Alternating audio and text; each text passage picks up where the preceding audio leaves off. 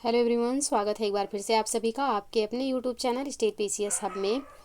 हम स्टार्ट कर रहे हैं आज से R O exam Hindi test series, जो कि आज हमारा 42वां टेस्ट है। इसके पहले हमने 41 टेस्ट सॉल्व कर लिए हैं और इनका जो है प्लेलिस्ट भी चैनल पे बना दिया गया है।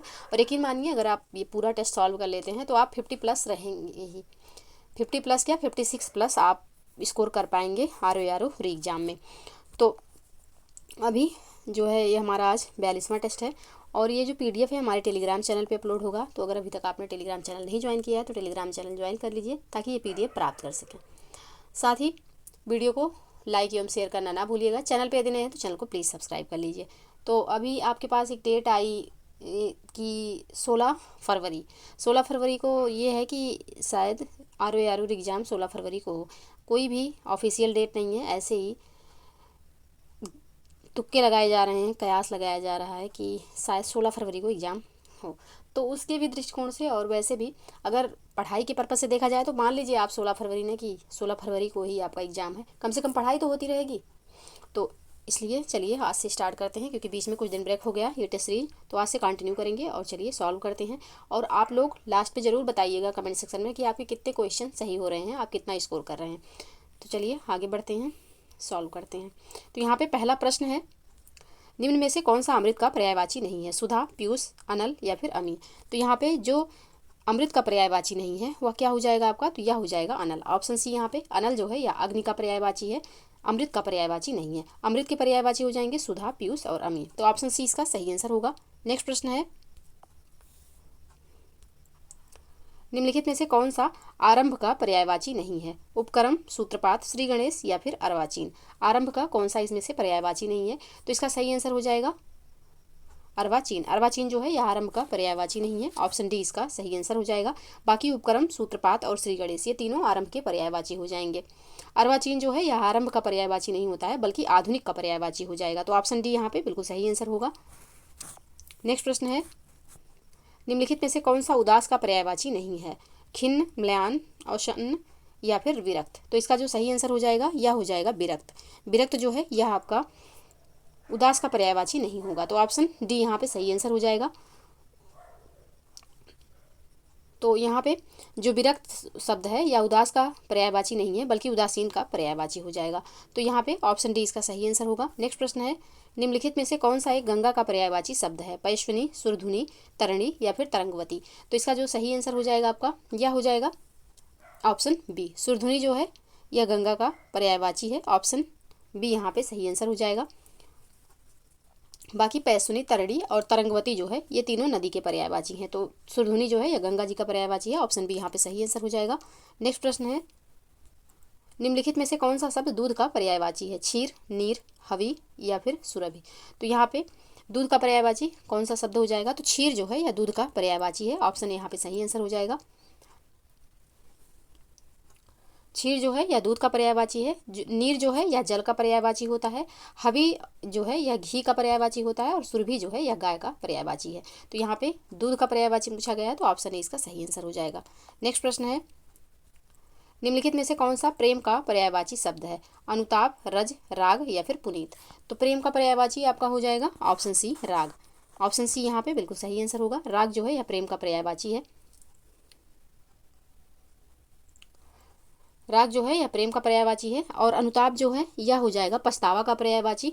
रज जो है यह पराग का पर्यायवाची है और पुनीत जो है यह पवित्र का पर्यायवाची हो जाएगा। तो ऑप्शन सी यहाँ पे सही आंसर होगा। नेक्स्ट प्रश्न है, पर्यायवाची शब्द की दृष्टि से निम्नलिखित में से कौन सा एक बाकी से भिन्न है? भगनी, बांधवी, अग्रजा या फिर बिंदु। तो यहाँ पे इसका जो सही आंसर हो जाएगा यह हो जाएगा बिंदु। बिंदु जो है यह इन तीनों शब्द से भिन्न है। तो ऑप्शन डी यहाँ पे सही आंसर हो जाएगा। भगनी, बांधवी एवं अग्रजा ये तीनों बहन का पर्यायवाची है। बिंदु जबकि यहाँ पे जलकण का पर्यायवाची हो जाएगा या फिर बूंद का भी पर्यायवाची हो जाएगा बिंदु। तो ऑप्शन डी यहाँ पे सही आंसर हो जाएगा। नेक्स्ट प्रश्न है, पर्यायवाची की दृष्टि से निम्नलिखित में से कौन सा एक बाकी से भिन्न है? सुमन, किसलय, प्रसून या फिर पुहुक। तो इसका जो सही आंसर हो जाएगा यह हो जाएगा option B Kislay. Option B यहाँ पे सही आंसर हो जाएगा। सुमन, सुमन, प्रसून और पुहुप ये तीनों शब्द जो है फूल के पर्यायवाची हैं, जबकि किसलय जो है यह अंकुर या कोपल का पर्यायवाची है। तो ऑप्शन बी यहाँ पे सही आंसर हो जाएगा। नेक्स्ट प्रश्न है, पर्यायवाची की दृष्टि से निम्नलिखित में से कौन सा शब्द सुमेलित नहीं है? तीर, सर, बिजली सहायक, भंवरा चंचरीक, प्रकृत स्वभाव। कौन सा यहाँ पे सही सुमेलित नहीं है? तो इसका सही आंसर हो जाएगा बिजली का जो यहाँ पे सहायक दिया हुआ है यह सही सुमेलित नहीं है। ऑप्शन बी यहाँ पे सही आंसर हो जाएगा,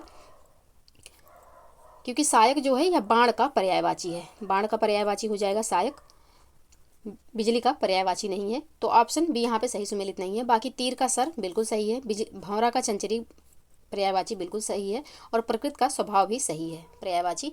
ऑप्शन बी यहाँ पे सही सुमेलित नहीं है, यही इसका आंसर हो जाएगा। नेक्स्ट प्रश्न है प्रश्न संख्या 10। पर्यायवाची की दृष्टि से निम्नलिखित में से कौन सा युग्म सुमेलित नहीं है? राजा, महीपति, रात्रि, तमिश्रा, यमुना, रविसुता, मूर्ख, याचक। तो यहाँ पे कौन सा युग्म सही सुमेलित नहीं है? तो इसका जो सही आंसर हो जाएगा यह हो जाएगा ऑप्शन डी, मूर्ख जो यहाँ पे दिया हुआ है, मूर्ख का जो पर्यायवाची होगा यह हो जाएगा ज्ञानी, गंवार या फिर मूढ़। जबकि यहाँ पे याचक का जो यहाँ पे दिया हुआ है, याचक भिखारी का पर्यायवाची होता है। तो यहाँ पे ऑप्शन डी जो है यह सही सुमेलित नहीं है। बाकी ये तीनों ऑप्शन बिल्कुल सही सुमेलित हैं, तो ऑप्शन डी इसका सही आंसर हो जाएगा। नेक्स्ट प्रश्न है दिए गए विकल्पों में से कौन सा शब्द तत्सम नहीं है? अर्पण, अंक, आंसू या फिर आशा। तो यहाँ पे पूछा गया कौन सा शब्द तत्सम नहीं है, तो ऑप्शन सी यहाँ पे तत्सम नहीं है, ये तद्भव है, और इसका जो तत्सम हो जाएगा यह हो जाएगा आपका अश्रु, इसका तत्सम अश्रु हो जाएगा। तो ऑप्शन सी यहाँ पे सही आंसर होगा। नेक्स्ट प्रश्न है दिए गए विकल्प में तद्भव शब्द की पहचान कीजिए। आप, इच्छु, उलूक या फिर उच्च। तो यहाँ पे कौन सा शब्द ऐसा है जो कि तद्भव है? तो इसका जो सही आंसर हो जाएगा यह हो जाएगा ऑप्शन ए, आप जो है यहाँ पे ये तद्भव है, इसका जो तत्सम होगा यह हो जाएगा आत्मा, आत्मा जो है इसका तत्सम है, आप जो है यह तद्भव है, और इसका जो तत्सम होगा यह आत्मा हो जाएगा। तो ऑप्शन ए यहाँ पे सही आंसर हो जाएगा। नेक्स्ट प्रश्न है निम्नलिखित तद्भव तत्सम शब्द में सही सुमेलित है? ओला, ओलस्य, काज, कृत, खाना, खादन, खरीदना, क्रय। तो कौन सा यहाँ पे सही सुमेलित है यह पूछा गया है। तो इसका जो सही आंसर हो जाएगा आपका यह हो जाएगा ऑप्शन सी, खाना का जो खादन लिखा दिया हुआ है, खाना जो है यह आपका तद्भव है, खादन जो है यह तत्सम हो जाएगा। तो यहाँ पे जो खाना का खादन दिया हुआ है यह बिल्कुल सही सुमेलित है, तो ऑप्शन सी यहाँ पे सही आंसर हो जाएगा, ऑप्शन सी यहाँ पे सही आंसर हो जाएगा। बाकी ओला का जो तत्सम होता है, ओला तद्भव है, ओला का जो तत्सम होगा यह हो जाएगा उपल, काज का जो तत्सम होगा यह हो जाएगा कार्य, और खरीदना का जो तत्सम होगा यह हो जाएगा क्रयण, ना कि क्रय। तो यहाँ पे जो सही सुमेलित है पहले से वह है ऑप्शन सी। नेक्स्ट प्रश्न है दिए गए तद्भव तत्सम शब्द में सही सुमेलित नहीं है? चकवा, चक्र, चरित्र, छाता, छत्रक, छोटा, क्षुद्र। कौन सा यहाँ पे सही सुमेलित नहीं है? तो यहाँ पे जो चकवा का चक्र दिया हुआ है तत्सम यह सही सुमेलित नहीं है, क्योंकि आप जो चकवा है इसका जो सही तत्सम होगा यह हो जाएगा चक्रवाक, चक्रवाक होता है, तो यहाँ पे चक्र नहीं होगा, तो ये यहाँ पे सही सुमेलित नहीं है। बाकी चरित्र का चरित्र तत्सम बिल्कुल सही है, छाता का तत्सम छत्रक बिल्कुल सही है, और छोटा का तत्सम क्षुद्र बिल्कुल यहाँ पे सही है। ऑप्शन यहाँ पे सही सुमेलित नहीं है, ये इसका आंसर हो जाएगा। नेक्स्ट प्रश्न है धुन शब्द का तत्सम शब्द होगा? धुनी, ध्वनि, धुनस या फिर धूड़ी। तो ध्वनि शब्द का जो धुन शब्द का जो सही तत्सम शब्द होगा यह हो जाएगा ध्वनि, ऑप्शन बी में है, ऑप्शन बी यहाँ पे सही आंसर होगा। नेक्स्ट प्रश्न है निम्नलिखित युग्मों में सही सुमेलित है? बारात, बारात, बीघा, बिगरा, बत्ती, बत्तिका या फिर बीत, व्यती। कौन सा यहाँ पे सही सुमेलित है? तो इसका जो सही आंसर हो जाएगा यह हो जाएगा ऑप्शन बी, ऑप्शन बी यहाँ पे सही सुमेलित है, यानी कि बीघा जो है यह तद्भव है, इसका जो तत्सम होगा यह हो जाएगा बिगरा। बाकी बारात जो है इसका जो सही तत्सम होगा यह हो जाएगा बर यात्रा, और बत्ती का जो सही तत्सम होगा यह हो जाएगा वर्तिका, और बीत का जो सही तत्सम होगा यह हो जाएगा व्यतीत। तो ऑप्शन बी यहाँ पे सही सुमेलित है, यही इसका सही आंसर हो जाएगा। नेक्स्ट प्रश्न है दिए गए शब्दों में से तत्सम शब्द की पहचान कीजिए। बाग, बादल, बनिया या फिर वापी। तो यहाँ पे वापी जो दिया हुआ है यह आपका तत्सम है, इसका जो तद्भव हो जाएगा यह हो जाएगा बावड़ी, बावड़ी जो है इसका सही तद्भव होगा। बापी जो है यह तत्सम है, इसका जो सही तद्भव होगा बावड़ी हो जाएगा। तो ऑप्शन डी यहाँ पे सही आंसर हो जाएगा। नेक्स्ट प्रश्न है दिए गए विकल्प में तद्भव शब्द की पहचान कीजिए। पवन, पाप, पक्ष, नकुल। तो यहाँ पे कौन सा शब्द जो है यह तद्भव है? तो इसका जो सही आंसर हो जाएगा यह हो जाएगा आपका ऑप्शन बी, पाप जो है यह तद्भव है, इसका जो तत्सम होगा यह हो जाएगा पातक, पाप का तत्सम होता है पातक। तो यहाँ पे ऑप्शन बी इसका सही आंसर हो जाएगा। नेक्स्ट प्रश्न है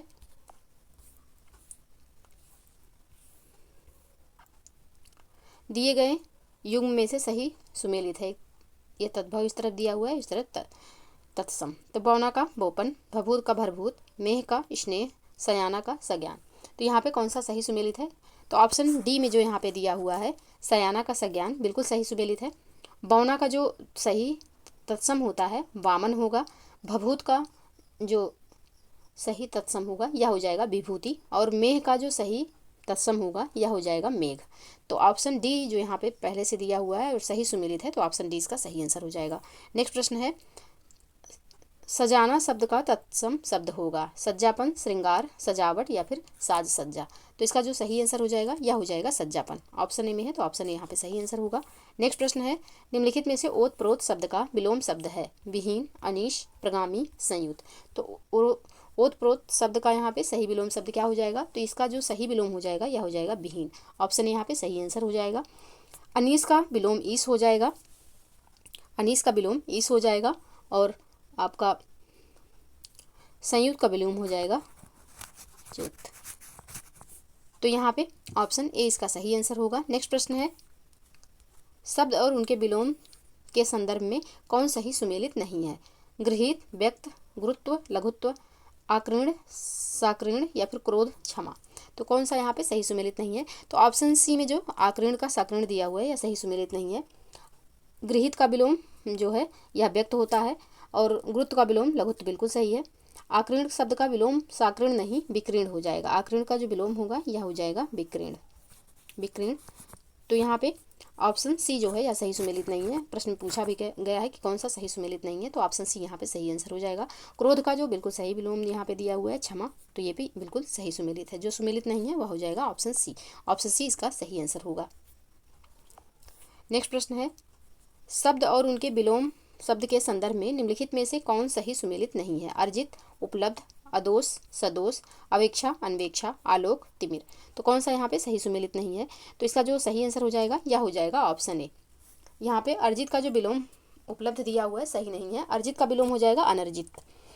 और अदोष का विलोम सदोष बिल्कुल सही है। और अवेक्षा का विलोम अन्वेक्षा भी सही है। आलोक का विलोम तिमिर भी सही है। तो यहाँ पे जो सुमेलित नहीं है वह हो जाएगा ऑप्शन ए। नेक्स्ट प्रश्न है, निषिद्ध का विलोम है विहित, विनीत, विधि या फिर सर्वज्ञ। तो निषिद्ध का जो सही विलोम हो जाएगा यह हो जाएगा विहित। ऑप्शन ए यहाँ पे सही आंसर होगा। निषिद्ध का विलोम विहित होता है। धृष्ट का जो विलोम हो जाएगा यह हो जाएगा विनीत, धृष्ट का विलोम हो जाएगा विनीत। और निषेध का विलोम हो जाएगा विधि, निषेध का विलोम होगा विधि। और सर्वज्ञ का विलोम हो जाएगा आपका अज्ञ या अज्ञानी। तो ऑप्शन ए यहाँ पे सही आंसर होगा। निषिद्ध का जो विलोम हो जाएगा यह हो जाएगा विहित। ऑप्शन ए बिल्कुल सही आंसर। नेक्स्ट प्रश्न है, शब्द और उनके विलोम के संदर्भ में कौन सही सुमेलित नहीं है? प्रसारण, विसरण, उन्मीलन, निमीलन, अकरादि, अकारादि, अकारांत, कुसुम, पाहन। तो कौन सा यहाँ पे सही सुमेलित नहीं है? तो इसका जो सही आंसर हो जाएगा यह हो जाएगा आपका ऑप्शन ए। यहाँ पे प्रसारण का जो विसरण दिया हुआ है सही नहीं है। प्रसारण का सही विलोम हो जाएगा संकुचन, संकुचन यहाँ पे सही होगा। तो ऑप्शन ए यहाँ पे सही सुमेलित नहीं है, यही इसका सही आंसर हो जाएगा। बाकी ये तीनों ऑप्शन बिल्कुल सही सुमेलित हैं। नेक्स्ट प्रश्न है, शब्द एवं उनके विलोम शब्द के संदर्भ में कौन सही सुमेलित नहीं है? अठाना, पुगाना, प्रस्फुटन, संकुचन, विश्लेषण, संश्लेषण, इप्सित, अभिप्सित। तो कौन सा यहाँ पे सही सुमेलित नहीं है? तो इसका जो सही आंसर हो जाएगा यह हो जाएगा ऑप्शन डी। ऑप्शन डी यहाँ पे इप्सित का जो अभिप्सित दिया हुआ है यह सही सुमेलित नहीं है। इप्सित का सही विलोम हो जाएगा अनिप्सित, अनिप्सित होता है यहाँ पे अनिप्सित इस तरीके से लिखा जाएगा, अभिप्सित नहीं होता। तो ऑप्शन डी यहाँ पे सही सुमेलित नहीं है, यही इसका सही आंसर हो जाएगा। बाकी अठाना का पुगाना बिल्कुल सही विलोम है। प्रस्फुटन का विलोम संकुचन ये भी बिल्कुल सही है। विश्लेषण का विलोम संश्लेषण ये भी सही सुमेलित है। ऑप्शन डी यहाँ पे सही सुमेलित नहीं है, यही इसका आंसर हो जाएगा। नेक्स्ट प्रश्न है, निम्नलिखित में से उपमान का विलोम होगा। तो उपमान का विलोम हो जाएगा उपमेय। ऑप्शन ए यहाँ पे सही आंसर हो जाएगा।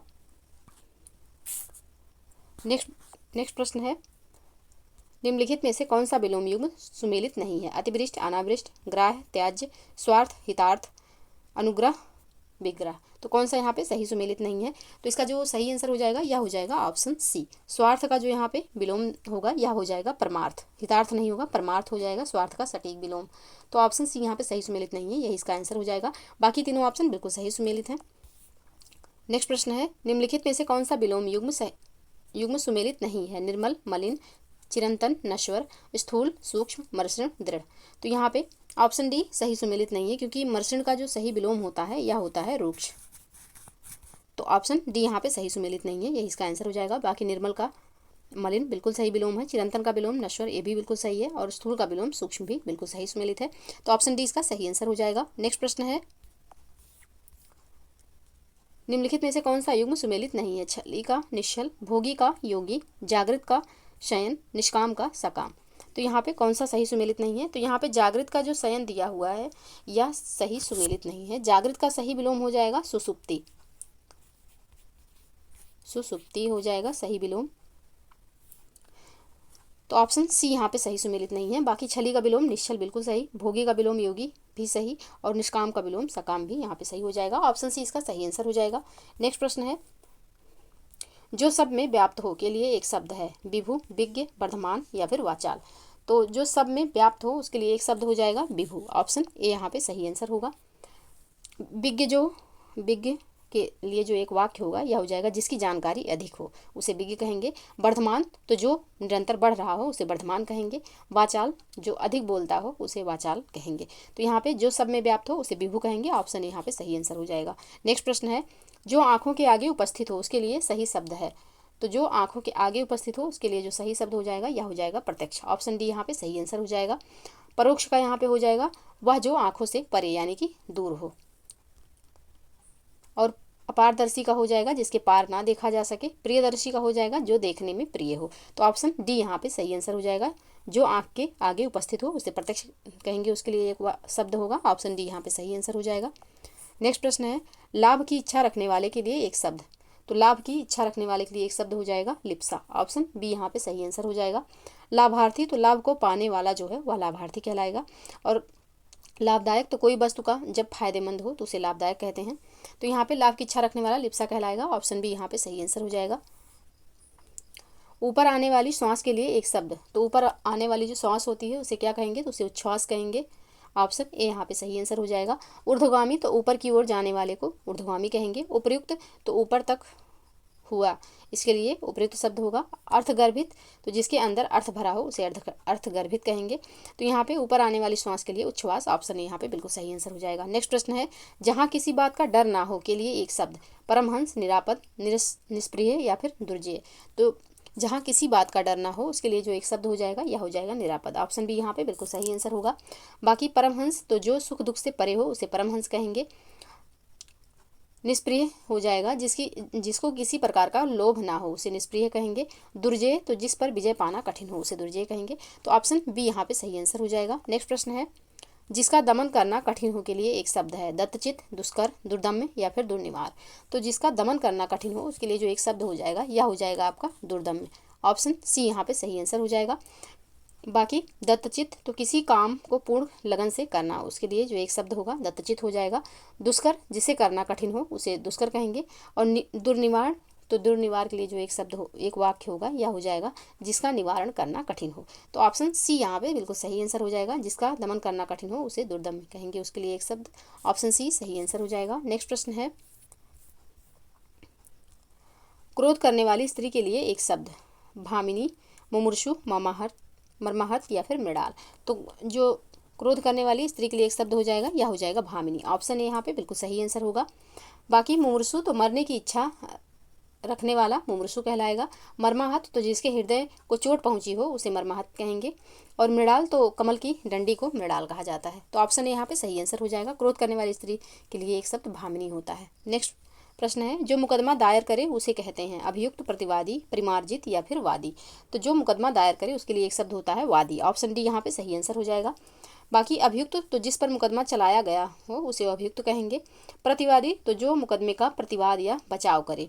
और परिमार्जित जो शुद्ध किया जा चुका हो उसे परिमार्जित कहेंगे। जो शुद्ध किया जा सका हो उसके लिए एक शब्द परिमार्जित होगा। तो ऑप्शन डी यहाँ पे सही आंसर हो जाएगा। नेक्स्ट प्रश्न है, जो उपयुक्त हो उसके लिए एक शब्द है। कालांतर, प्राचीन, सनातन या फिर समीचीन। तो जो उपयुक्त हो उसके लिए जो एक शब्द हो जाता है यह क्या हो जाएगा? तो यह हो जाएगा आपका ऑप्शन डी समीचीन। ऑप्शन डी यहाँ पे सही आंसर हो जाएगा। बाकी कालांतर तो बीता हुआ समय कालांतर कहलाता है। प्राचीन पुराना, और सनातन तो अनेक युगों से चले आने वाला उसे सनातन कहेंगे। तो ऑप्शन डी यहाँ पे जो उपयुक्त हो उसके लिए एक शब्द हो जाएगा, ऑप्शन डी समीचीन। नेक्स्ट प्रश्न है तारो भरी रात के लिए एक शब्द। तो तारो भरी रात के लिए जो एक शब्द हो जाता है यह हो जाता है विभावरी। ऑप्शन बी यहाँ पे सही आंसर हो जाएगा। सरवरी तो चांदनी रात को सरवरी कहेंगे। निशीथ रात्रि के मध्य भाग का जो समय होता है उसे निशीथ कहेंगे। निरुपम तो जिसकी उपमा ना दी जा सके उसे निरुपम कहेंगे।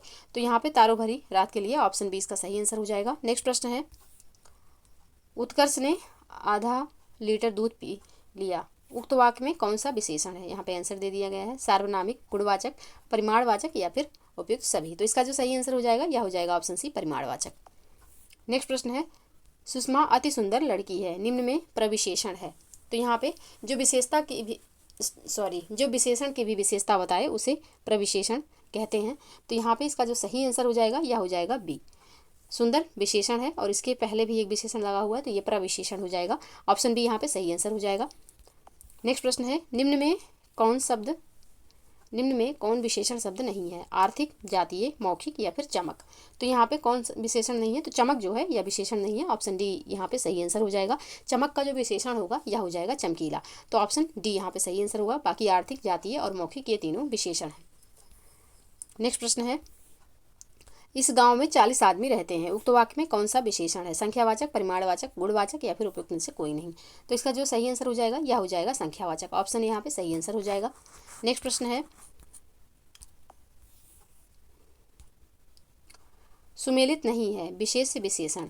उपज, उपजाऊ, कमाई, कमाऊ, घर, घरेलू या फिर नियमित, नियम। कौन सा इसमें से सही सुमेलित नहीं है विशेष और विशेषण में? तो इसका जो सही आंसर हो जाएगा यह हो जाएगा ऑप्शन डी।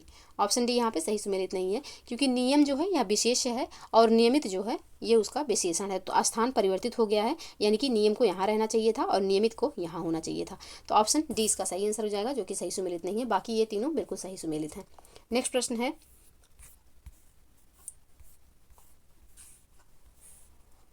निम्नलिखित में से कौन सा शब्द विशेषण है? यौवन, सौंदर्य, कालिमा या फिर रंगीला। तो इसका जो सही आंसर हो जाएगा यह हो जाएगा आपका ऑप्शन डी रंगीला। रंगीला जो है यहाँ पे विशेषण है। बाकी यौवन, सौंदर्य और कालिमा ये तीनों संज्ञा हैं। तो ऑप्शन डी इसका सही आंसर हो जाएगा। नेक्स्ट प्रश्न है निम्न में से कौन सा शब्द विशेषण नहीं है? तपस्वी, मृत, बुढ़ापा, लंबा। कौन सा इसमें से विशेषण नहीं है? तो बुढ़ापा जो है यह विशेषण नहीं है। ऑप्शन सी यहाँ पे सही आंसर हो जाएगा।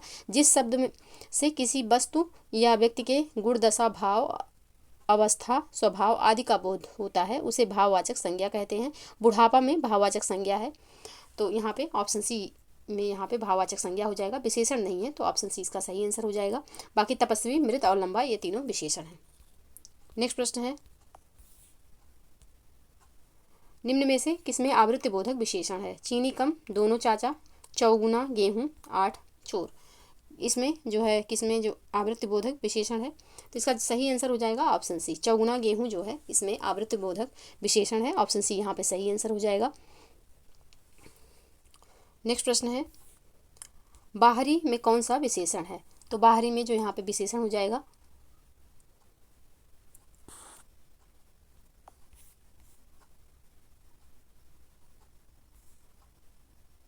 हाँ, बाहरी में जो आपका विशेषण होगा यह हो जाएगा गुणवाचक। ऑप्शन ए यहाँ पे सही आंसर हो जाएगा। गुणवाचक विशेषण हो जाएगा बाहरी में। नेक्स्ट प्रश्न है मौनी अत्यधिक तेज छात्रा है। निम्न वाक्य में प्रविशेषण कौन सा है? तो यहाँ पे तेज जो है यह विशेषण है और इसके पहले अत्यधिक लगा हुआ है तो अत्यधिक जो है यह प्रविशेषण हो जाएगा। तो ऑप्शन बी यहाँ पे सही आंसर होगा। जो शब्द विशेषण की विशेषता बताए उसे प्रविशेषण कहेंगे। तो ऑप्शन बी यहाँ पे सही आंसर होगा। अत्यधिक जो है यह यहाँ पे प्रविशेषण हो जाएगा। तेज विशेषण है। तो ऑप्शन बी बिल्कुल सही आंसर। नेक्स्ट प्रश्न है निम्नलिखित में से शुद्ध वर्तनी कौन सी है? अक्षुण, अध्यात्म, आँख या फिर अनुग्रहित। तो शुद्ध वर्तनी इसमें से कौन सी है? तो इसका जो सही आंसर हो जाएगा यह हो जाएगा अध्यात्म। यहाँ पे ऑप्शन सी इसका सही आंसर होगा। बाकी अक्षुण जो है इस तरीके से लिखा जाएगा। आँख में चंद्रबिंदी रहेगा। आँख अनुग्रहित नहीं होता है, अनुग्रहित होता है। तो गा में री की मात्रा लगेगी, अनुग्रहित। तो यहाँ पे जो शुद्ध रूप में लिखा हुआ है अध्यात्म लिखा हुआ है, आध्यात्म नहीं होता है, अध्यात्म ही शुद्ध रूप होता है। तो ऑप्शन सी यहाँ पे सही आंसर हो जाएगा। नेक्स्ट प्रश्न है, निम्नलिखित में से शुद्ध वर्तनी कौन सी है? अंतर्धान, अनाधिकृत, अतिथि या फिर अंधा। तो यहाँ पे जो शुद्ध वर्तनी है यह है अंधा। ऑप्शन डी यहाँ पे सही आंसर हो जाएगा। बाकी अंतर ध्यान नहीं होता है,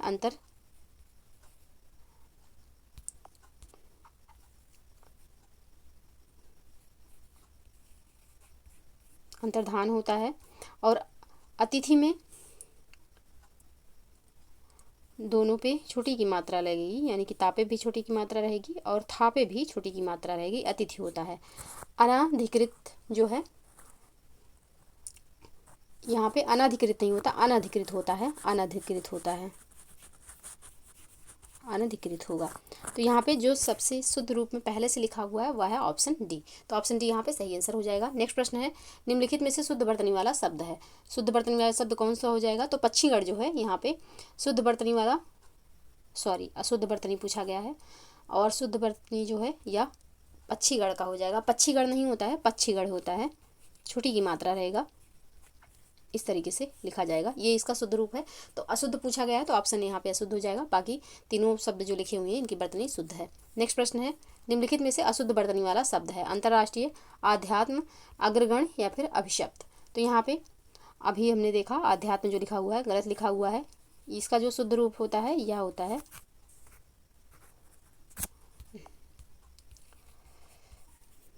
अध्यात्म, इस तरीके से लिखा जाएगा। तो यहाँ पे अंतर्राष्ट्रीय, अग्रगण और अभिशप्त ये तीनों शुद्ध रूप में लिखे हुए हैं। अध्यात्म यहाँ पे गलत है, इसका शुद्ध रूप में हमने देखा, तो ऑप्शन बी इसका सही आंसर हो जाएगा। नेक्स्ट प्रश्न है, निम्नलिखित में से शुद्ध वर्तनी वाला शब्द है। शुद्ध वर्तनी वाला शब्द इसमें से कौन सा है? तो इसका जो सही आंसर हो जाएगा यह हो जाएगा आपका ऑप्शन डी, अभयारण्य जो है यह यहाँ पे शुद्ध रूप में लिखा हुआ है। बाकी आशीर्वाद जो है यह यहाँ पे अशुद्ध है, इसका शुद्ध रूप होगा इस तरीके से लिखा जाएगा आशीर्वाद। अनुवादित नहीं होता है, अनुदित होता है, अनुदित, अनुदित इस तरीके से लिखा जाएगा। और अनुग्रह नहीं होता है, अनुग्रह होता है, ये अनुग्रह इस तरीके से लिखा जाएगा। तो यहाँ पे जो पहले से शुद्ध रूप में लिखा हुआ है वह है अभयारण्य। ऑप्शन डी यहाँ पे सही आंसर हो जाएगा। नेक्स्ट प्रश्न है, निम्नलिखित में से शुद्ध वाक्य का चयन करें। कौन सा वाक्य यहाँ पे शुद्ध है? तो इसका जो सही आंसर हो जाएगा यह हो जाएगा आपका ऑप्शन सी, तेज तूफान के बावजूद जहाज समुद्र पार कर ही गया, ये वाक्य यहाँ पे बिल्कुल शुद्ध है। बाकी ऑप्शन ए में जो दिया हुआ है कि चालक ने पूछा कि हम सड़क कहाँ जाती है, चालक ने पूछा कि यह सड़क कहाँ जाती है, तो ये यहाँ पे शुद्ध रूप में नहीं है। इसका जो शुद्ध रूप होगा यह हो जाएगा, चालक ने पूछा कि इस सड़क से कहाँ पहुँचा जा सकता है, इसका शुद्ध रूप होगा पानी तेल से भारी है। तो यहाँ पे इसका जो शुद्ध वाक्य होगा यह हो जाएगा, पानी का घनत्व तेल से अधिक है और वह ग्रंथ विद्वतापूर्ण लिखा है। इसका जो शुद्ध रूप होगा यह हो जाएगा, वह ग्रंथ, और विद्वतापूर्ण यहाँ पे गलत लिखा हुआ है, तो विद्वतापूर्ण इस तरीके से लिखा जाएगा। तो ऑप्शन डी का जो शुद्ध रूप होगा यह हो जाएगा, वह ग्रंथ विद्वतापूर्ण है। तो यहाँ पे पहले से जो शुद्ध रूप में लिखा हुआ है ऑप्शन सी हो जाएगा इसका सही आंसर। नेक्स्ट प्रश्न है, निम्नलिखित में से कौन सा वाक्य अशुद्ध है? कौन सा वाक्य यहाँ पे अशुद्ध है? तो इसका जो सही आंसर हो जाएगा यह हो जाएगा ऑप्शन डी। ऑप्शन डी में तो दिया हुआ है कि पाकिस्तान ने भारत पर आतंकी हमला करवाकर निकृष्ट काम किया, यह वाक्य यहाँ पे आपका अशुद्ध हो जाएगा, क्योंकि इसका शुद्ध रूप होगा, पाकिस्तान ने भारत पर आतंकी हमला करवाकर भारी भूल की। तो ऑप्शन डी यहाँ पे सही आंसर होगा, जो कि अशुद्ध रूप में है। बाकी तीनों ऑप्शन यानी कि ए बी सी बिल्कुल शुद्ध रूप में लिखे हुए हैं, तो ऑप्शन डी यहाँ पे सही आंसर हो जाएगा। नेक्स्ट प्रश्न है, निम्नलिखित में से कौन सा वाक्य शुद्ध है? कौन सा वाक्य यहाँ पे शुद्ध है? तो ऑप्शन सी में जो लिखा हुआ है, चयन प्रक्रिया में दिव्यांगों को आरक्षण दिया जाता है, यह वाक्य यहाँ पे बिल्कुल शुद्ध रूप में लिखा हुआ है, ऑप्शन सी इसका सही आंसर हो जाएगा। तो ऑप्शन ए का अब यहाँ पे जो शुद्ध रूप होगा यह हो जाएगा, केवल 10 रुपये मात्र दे दीजिए। तो यहाँ पे इसका जो शुद्ध रूप होगा यह हो जाएगा, 10 रुपये मात्र दे दीजिए। केवल का कोई प्रयोग नहीं है होगा यहाँ पे, क्योंकि मात्र और केवल का प्रयोग दोनों साथ में नहीं होता है। तो ऑप्शन बी का जो शुद्ध रूप होगा, मेरे घर के पास एक हलवाई की दुकान है, इसका शुद्ध रूप होगा मेरे घर के पास हलवाई की एक दुकान है। और ऑप्शन डी में जो दिया हुआ है कि इतने में हल्की सी हवा का झोंका आया, तो इसका शुद्ध रूप होगा इतने में हल्का हवा का झोंका आया। तो ऑप्शन डी और ए, बी और डी का हमने शुद्ध रूप देखा। तो यहाँ पे पहले से जो शुद्ध रूप में लिखा हुआ है यह है ऑप्शन सी। ऑप्शन सी इसका सही आंसर हो जाएगा। नेक्स्ट प्रश्न है, निम्नलिखित में से अशुद्ध वाक्य का चयन करें। कौन सा वाक्य यहाँ पे अशुद्ध है? तो इसका जो सही आंसर हो जाएगा ऑप्शन ए में जो दिया हुआ है, सेना के मोर्चा संभालते ही गोलियों की बाढ़ आ गई। तो इसका जो शुद्ध रूप होगा यह हो जाएगा, सेना के मोर्चा संभालते ही गोलियों की बौछार आ गई। तो ऑप्शन ए यहाँ पे अशुद्ध है, बाकी ये तीनों वाक्य बिल्कुल शुद्ध रूप में लिखे हुए हैं। नेक्स्ट प्रश्न है, निम्नलिखित में से शुद्ध वाक्य का चयन कीजिए। मोहन कल सारी रात भर जागता रहा, हाथी दीर्घकाय पशु है, अल्पायु में ही समग्र ज्ञानी है, पीड़ा होते हुए भी महावीर ने बहुत धैर्य रखा। तो कौन सा वाक्य यहाँ पे शुद्ध वाक्य का चयन करना है? तो इसका जो सही आंसर हो जाएगा ऑप्शन डी हो जाएगा। ऑप्शन डी यहाँ पे शुद्ध रूप में लिखा हुआ है। बाकी मोहन कल सारी रात भर जागता रहा, इसका जो शुद्ध रूप होगा यह होगा मोहन कल रात भर जागता रहा। ऑप्शन बी में जो यहाँ पे दिया हुआ है, हाथी दीर्घकाय पशु है, इसका शुद्ध रूप होगा हाथी एक विशालकाय पशु है। और ऑप्शन सी में जो दिया हुआ है कि अल्पायु में भी समग्र ज्ञानी है, इसका जो शुद्ध रूप होगा यह हो जाएगा अल्पायु में भी वह पूर्ण ज्ञानी है। तो यहाँ पे इसका जो शुद्ध पहले से शुद्ध वाक्य है यह हो जाएगा ऑप्शन डी, और ऑप्शन डी ही इसका आंसर होगा। तो ये रहे 60 प्रश्न। आप लोगों को वीडियो कैसी लगी कमेंट सेक्शन में ज़रूर बताइएगा। आपके कितने क्वेश्चन सही हो रहे हैं ये भी आप कमेंट सेक्शन में बताइएगा। तो आज के लिए बस इतना ही, मिलते हैं नेक्स्ट वीडियो में। तब तक के लिए आप लोग पढ़ते रहिए, स्वस्थ रहिए। जय हिंद, जय भारत।